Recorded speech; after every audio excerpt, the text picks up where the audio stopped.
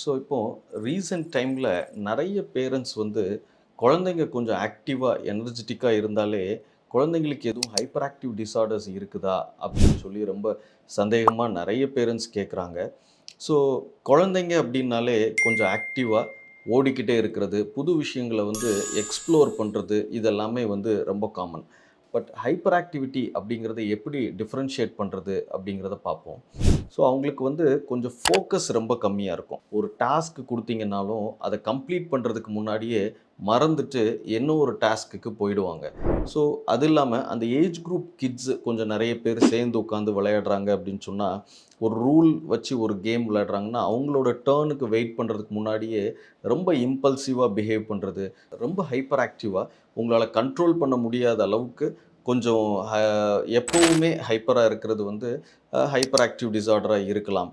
But நார்மலாக குழந்தைங்க வந்து எனர்ஜெட்டிக்காக ஒரு ஆக்டிவாக இருக்கிறாங்க. பட் நீங்கள் சொல்கிற விஷயங்களை கரெக்டாக ஃபாலோ பண்ணுறாங்க. ஒரு டிராயிங் அந்த மாதிரியான ஆக்டிவிட்டி கொடுத்தா பொறுமையாக உட்காந்து வரைகிறாங்க. ஒரு கேம் நல்லா விளையாடுறாங்க அப்படின்னு சொன்னாலே அந்த ஏடிஹெச்டி மாதிரியான ப்ராப்ளம்ஸ் இல்லை அப்படிங்கிறத நம்ம சொல்லலாம். நீங்கள் டவுட்ஸ் இருந்தது அப்படின்னு சொன்னால் ஒரு பீடியாட்ரிஷியன்ட்டையோ இல்லை ஒரு டெவலப்மெண்டல் பீடியாட்ரிஷியனோ மீட் பண்ணி கம்ப்ளீட்டாக எவால்வேட் பண்ணி தெரிஞ்சுக்கலாம். தேங்க்யூ.